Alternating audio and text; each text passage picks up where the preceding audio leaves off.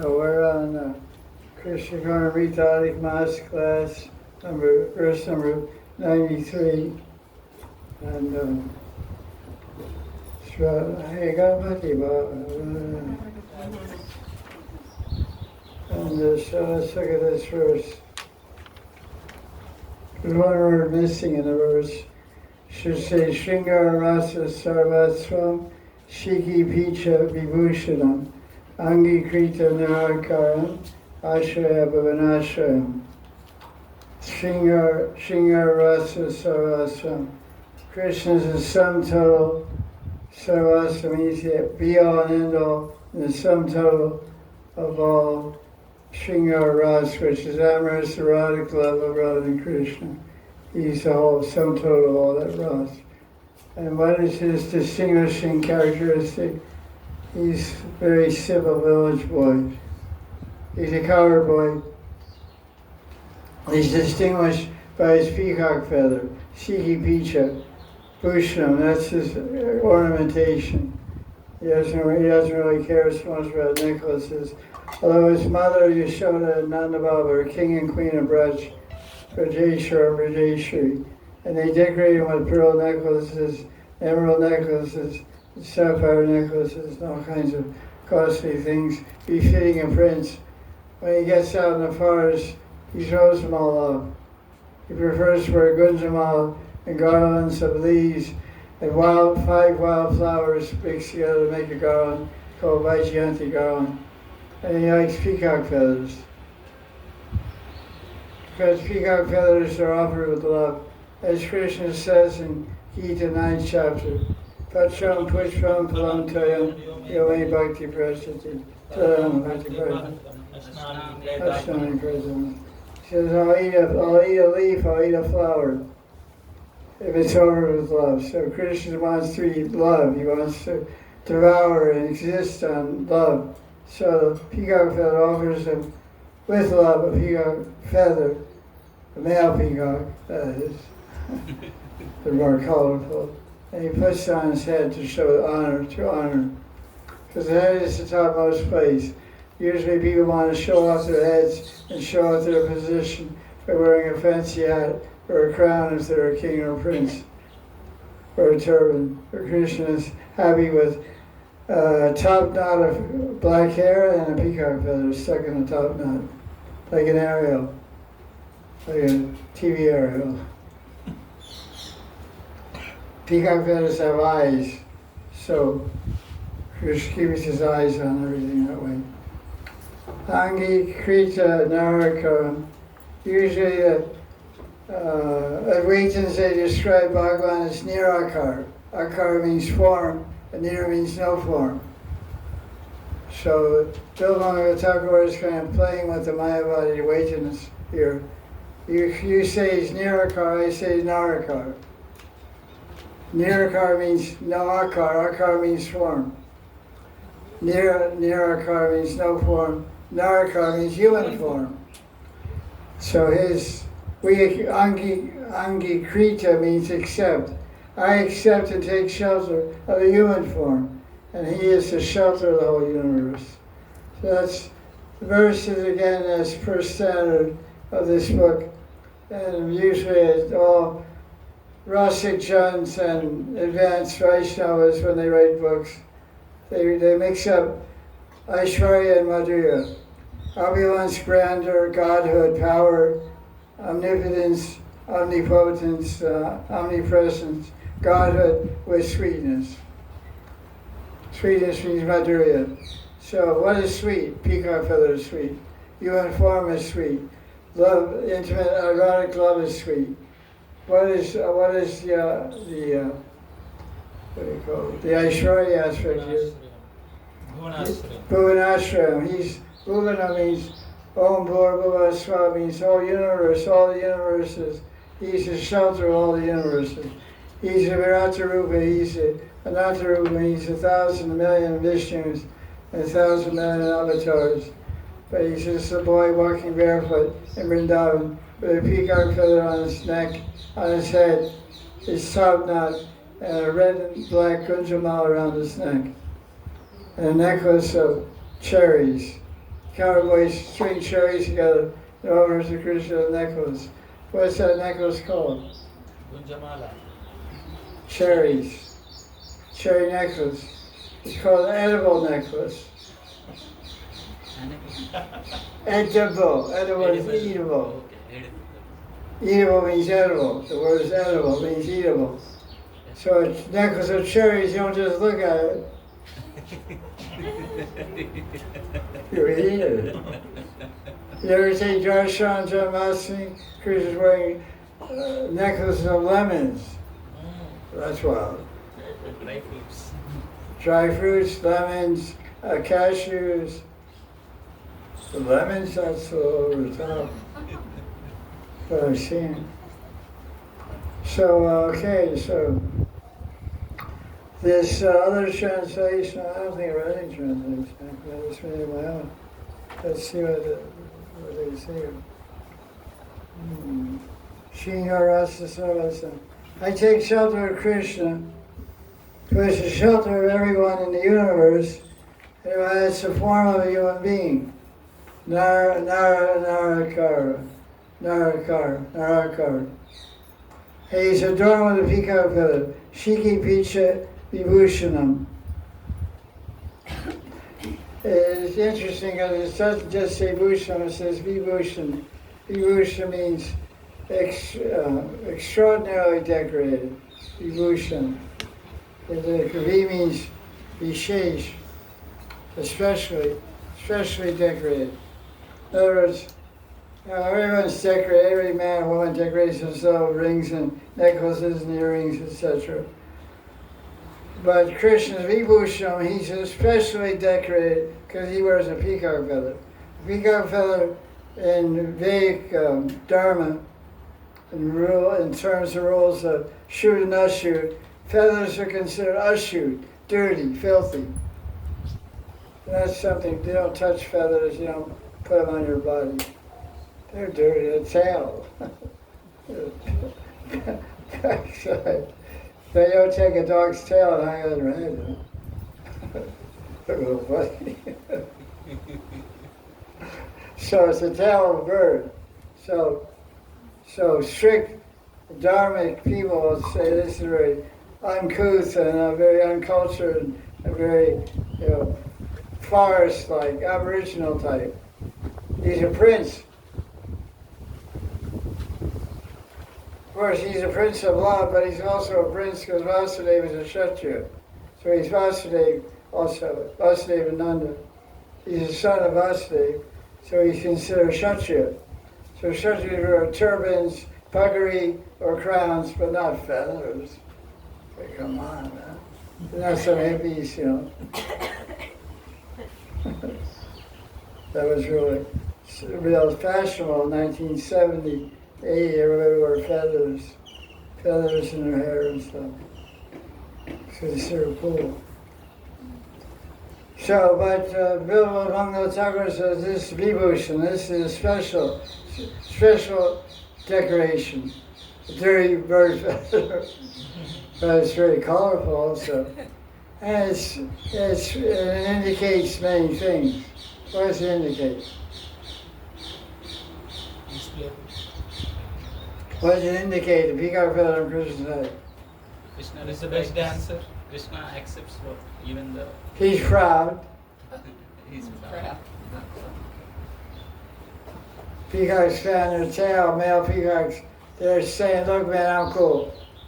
Look how cool I am. And you look and see, look at the front, look at the back also. I'm cool at the front, they turn around, look at the back, and make a little noise also, a little dance.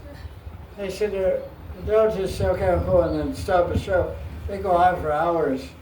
Jump on top of the building, dance around top of the building, show how cool they are, the whole village. Wait, so get off the roof. To really show us. So it indicates Krishna is proud. And his beauty also. It's the most beautiful thing. It's a state, or it's the national bird of India. More peacock, Mayur. It's the national bird. They're very beautiful. So Krishna is very beautiful, and he's very dancing, and he's very romantic. And what's the peacock's speciality?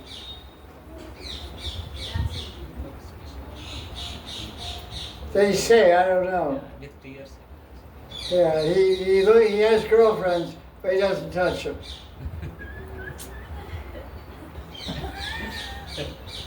But he still gets kids. There's somehow or other, there's some kind of way to something obvious.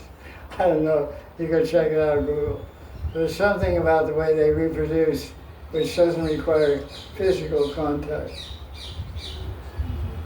So anyway, so Krishna, of course, has lots of girlfriends, and there's no kids. So peacock represents this also.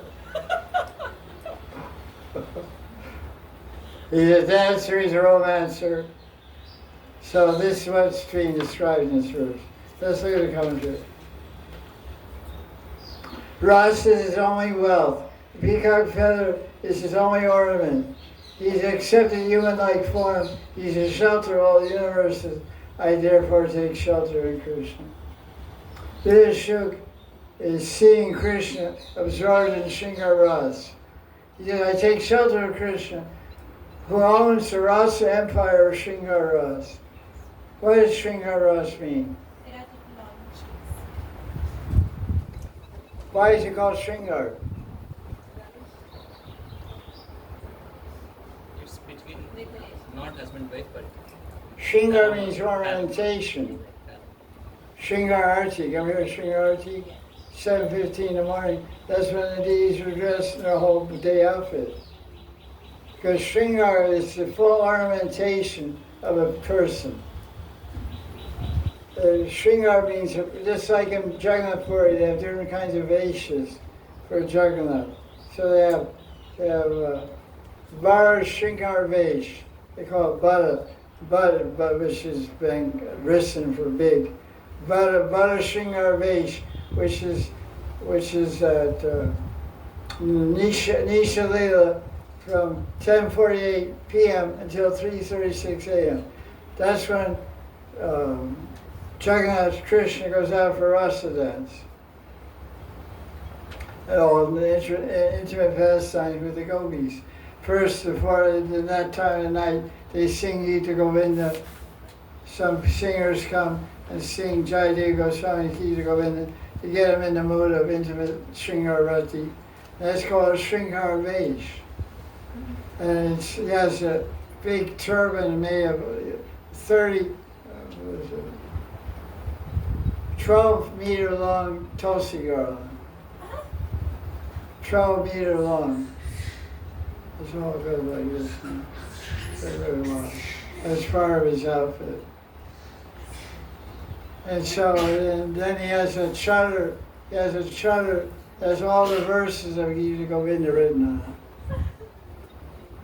All the verses about Radharani's mind, about her intimate exchange with Krishna, the many different moods she shows during Rasa Leela, which is the subject of Gita Govinda. Meeting, separation, mind, breaking mind, reconciliation, celebration, all the different aspects of meeting and separation. Sambhoga and Viraha are all described in Gita Govinda. So that's what he wears. That's his show. So the Shringarati means it's the intimate erotic love, that's true. But the whole mind and the heart and body are decorated in Shringar Ras. It's a different kind of dress, different kind of garlands, different kind of mood, different kind of feeling. So that's what we should note here. That Ras, Shringar Ras, is Krishna's only wealth. That's how they translate this verse. I don't see that in the Sanskrit. Okay. Shringar Ras Sarvasvam. In other words, Sarvasvam means his be all and end all, is sum total of everything he has is this. But what is Krishna's wealth? That's what the translator is saying. What does he have most of? What do you have only of? He has only erotic love for Radharani gopis. That's it. No palace, no cows. Everything belongs to Nanda Maharaj. He doesn't have kunjas, he doesn't have anything. Kunjas belong to Vrindadevi and Vrindavan. Kunjamala belongs to Vrindavan. All he has is Shringar is Shringar. And that's all he needs. So I take shelter of Krishna, who owns the Rasa Empire of Shringar. The Rasik Jans say that Ras is a sensation of feeling that is wonderful and tasty. Ras arises in pure hearts, and which pure hearts can experience Ras. And Krishna is a form of Ras, Narakara. His human form is made of Shringar Ras. Shringar Ras has assumed a form, and the form is known as what? Krishna. Krishna. Okay, you got it. Vishnu Chakravarti explains, he's stuck in here somehow. On commentary on the money, he's saying Shringar Sarvasvam, because that song phrase is also in Ursula money, describing Krishna as the Nayak, as the hero of Madhurati. The phrase is used, Shringar Sarvasvam. Shringar Ras is the only treasure Krishna owns. If he loses that, he'll become a beggar. Where will he beg? Varsana and Yavata. Okay. Another way to understand this verse of Bilmanga Thakur is that without Shringar Ras, Krishna is useless. Bekar, Nishval, what do you say? Bekar. Bekar. Katamoga. Useless.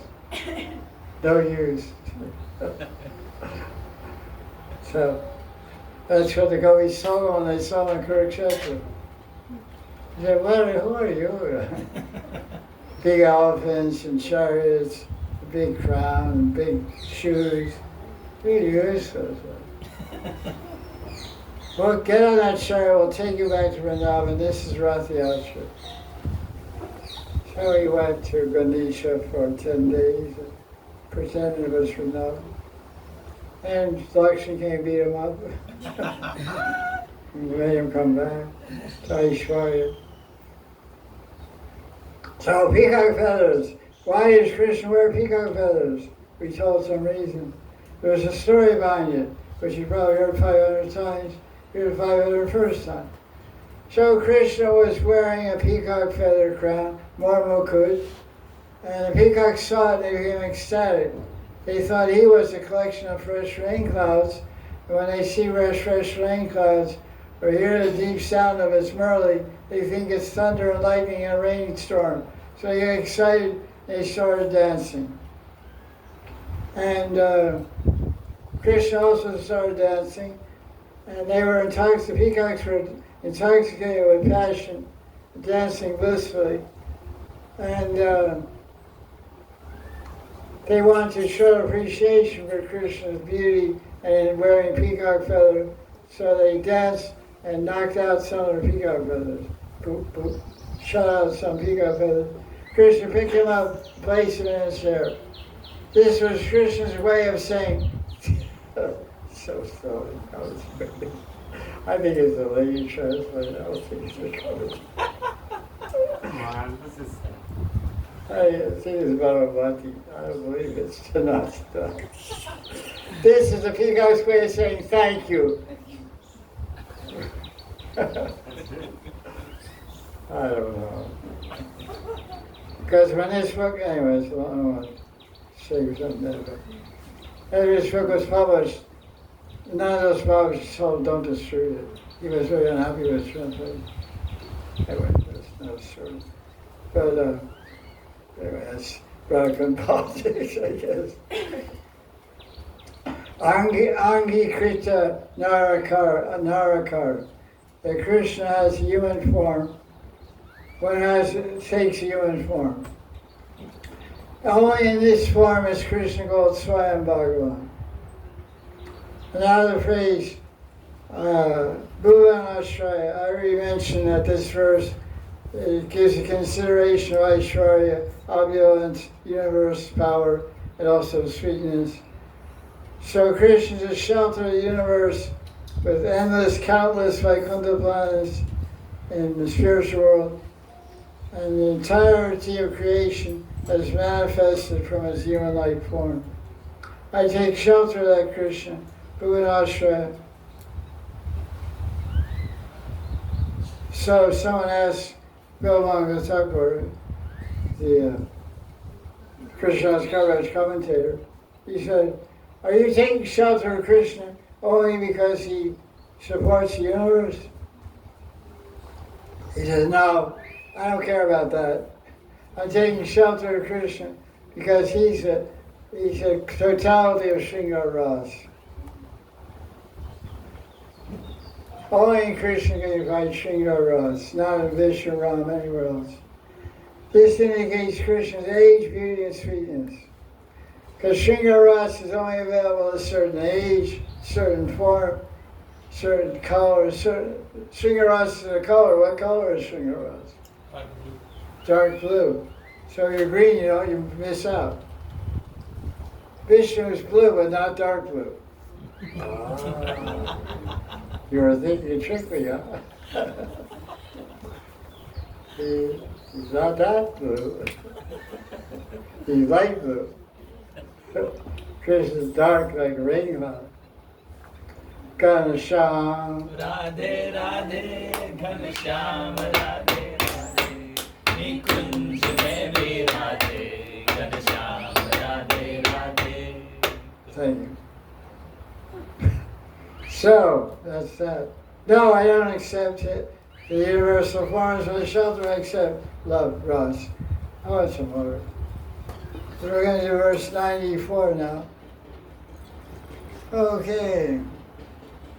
This means relief or more punishment? Relief, expecting. Relief. How so? Okay, verse 94. Nadyapi pashyati kadapi nidarshanaya chitte tato panishadan sudrishan sahasram satwan chiran nayanayor nayo padavyam swamin kaya nukribaya mam sanidat se. So, he's saying, the last time he's calling Krishna Swami, Master. Swami means Master. Husband also. It usually means Master. Swami. Swamini, Radharani is sometimes called Swamini, Master and Mistress. So, the Upanishads, oh, this is crazy. This is not exactly on the mark. Okay, here's another translation, 94. Oh, Swami Krishna, even to this day, because it says Adyapi.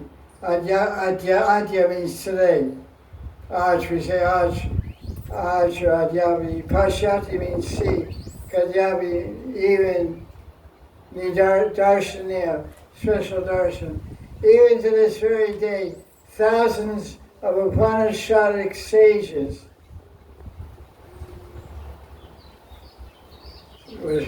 seers of the truth, have not had a chance to see or eat with their eyes or hearts. Sudrishan, it says, the Upanishad Sudrishi, Sahasra means thousands of Upanishads and great sages who know the Upanishads. They haven't been able to see you deeply in their heart or even with their eyes. But what mercy of yours, Kaya means what, how, Kripa, Mam Sanidat. Sanidhi means to be near, to live near. Sanidhi. Sanidatse. How have I come near? How have you come near my eyes? What mercy have you given me to qualify me to get darshan, although great sages can't see you? So it's just mercy. Mercy means you don't do anything, but you get it. If you do something, get mercy, it's not mercy. There's only one kind of mercy. What's it called? Causeless. Like somebody one time wrote a book in Hindi called Haitaki Kripa. Before they wrote the book, they showed it to me. Before they printed it. I said, what do you think? I said, it's a great book. Well, they'll understand Hindi. But the title's wrong. Yes. He called it Haitaki Kripa. I said, oh, Kripa, that's the definition of Kripa. And you get something you don't deserve. Haitaki means causeless, no cause. It's like saying causeless cause, no cause. I mean, it's double. Yes. Kripa means no cause, and Haitaki means no cause. It's not necessary. Just call Kripa. Call Krishna Kripa, call Guru Kripa, call Guru Krishna Kripa. But no, Haitaki is redundant. It's stupid. He didn't appreciate my comment. He printed a book on Haitaki Kripa. Okay. Everybody's entitled to their opinion. But the reason I was so adamant about that, because my guru chastised me on the same point. And I showed him an article I wrote. I had the phrase, avoid the Kripa. He beat me up on that. There's no such thing as avoid the Kripa. So I tell him, okay, he beat me up, I'm going to beat up this son also.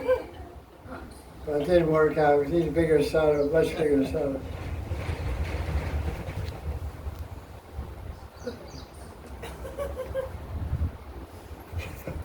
So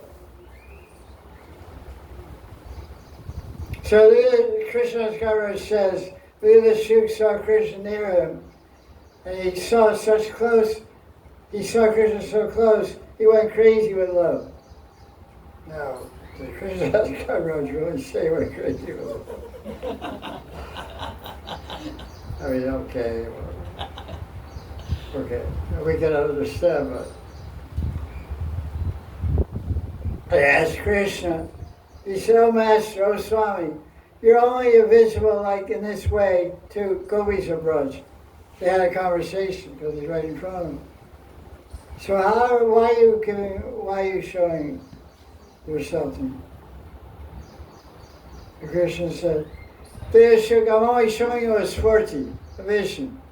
You're not actually seeing me.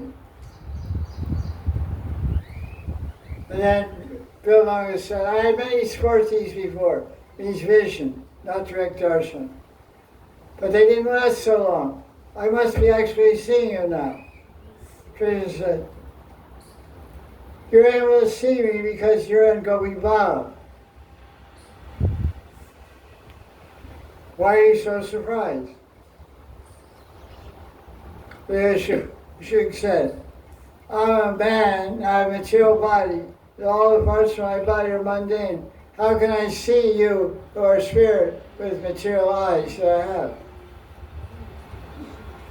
Krishna said, so what if your body is material? You have Bob. I gave you darshan. I give darshan to any devotee who performs bhajan and Gopal. So Bob gives Tristi, Bob gives darshan, that body. What does Brahma say? Brahmaji. Premanjana Churita Bhakti Vilochanena. Locha means eyes. The eyes of Bhakti give vision of Krishna. Bhakti means Bhav, Prema, Bhav. So that's what Krishna is saying. Yeah, go be Bhav. It makes you eligible to have darshan of Krishna. Then he shook his head. He said, what's the proof? Even the Shrutis and Upanishads, they can't see you. So Krishna said, here's the proof. Who gave the proof? The Shrutis themselves. Where the Shrutis prove that they had Darsan of Krishna. But the Shrutis, and the Shrutis showing how they had Darsan of Krishna, proved what Krishna said. It's in Shruti Stuti. What's that?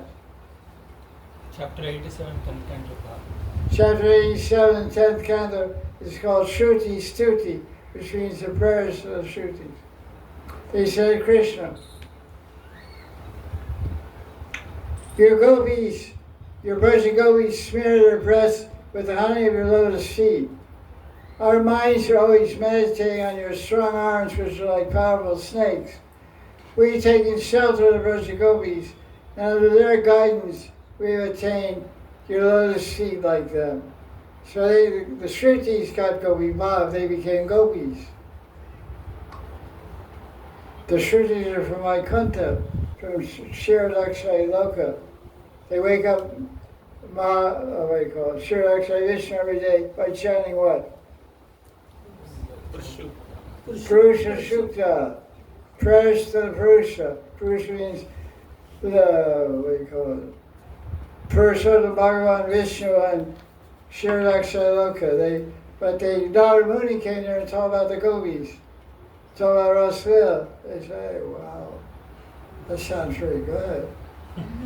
Saying prayers so boring. Da da da da da da da da da da da da. That's South India machine gun style. Da da da da da da da da da da da. Come on, man. Become a gopi. Jingle your waist bells, ring your ankle bells. That's a different kind of music, more sweet, more intimate. So how we do it, Narada? You have to get gopi bhav, you have to follow the gopis. So they started practicing Raganuga Bhakti. They became gopis, brought in Vrindavan.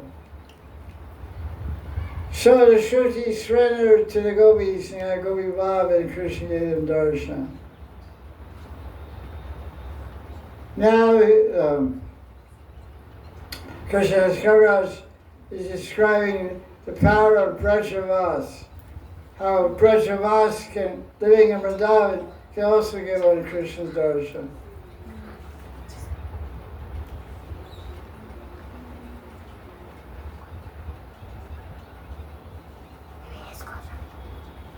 So this verse that we quoted from Shruti Stuti proves that the Shrutis became gopis and associated with Krishna and Braj.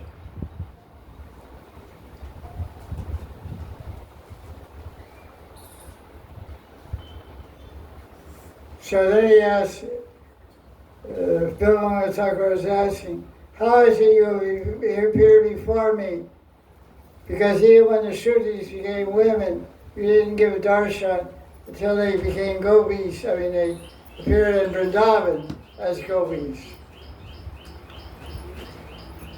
He said, how do you make this possible? And then he says, Vrindavan is so glorious that it's possible to attain even the rarest object. Where is Radharani? Where is Krishna?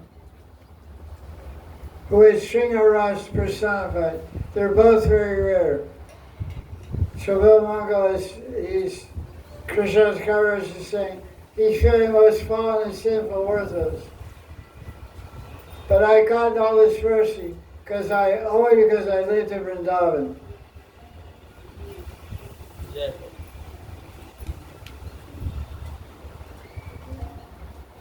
So Gopal Bhatta Goswami's commentary is this. He says, in this verse 94,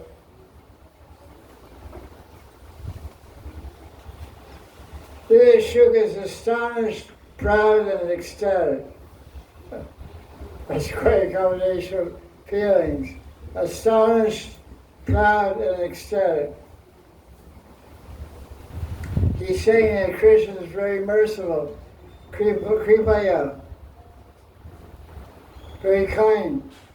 Swamin means the highest of all, because Krishna is the personification of pure, sweet ras.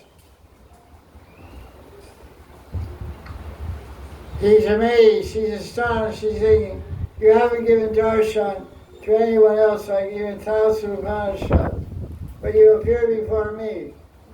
Your kripa is extremely great. Divine mercy can make everything possible. So this is the idea about divine mercy.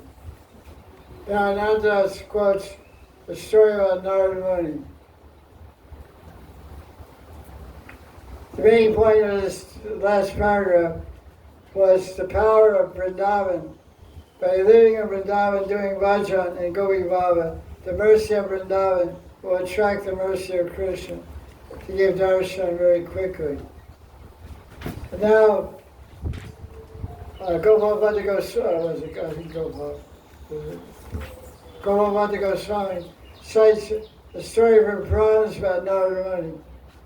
Narada Muni once came to the ocean. He saw a bird, baby bird, a mother bird trying to take, with her beak, bird beak, take out all the water from the ocean. One beak at a time.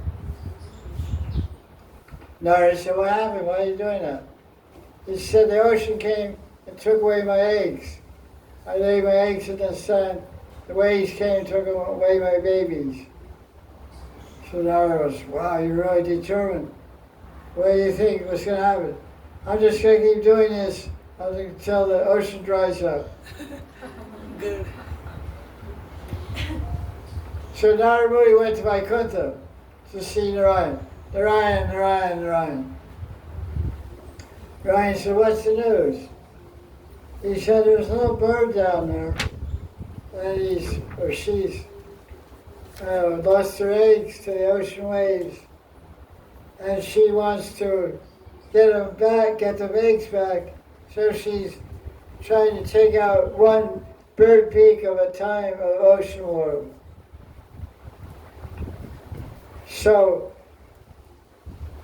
can you do something for Narayan? So Narayan said, okay.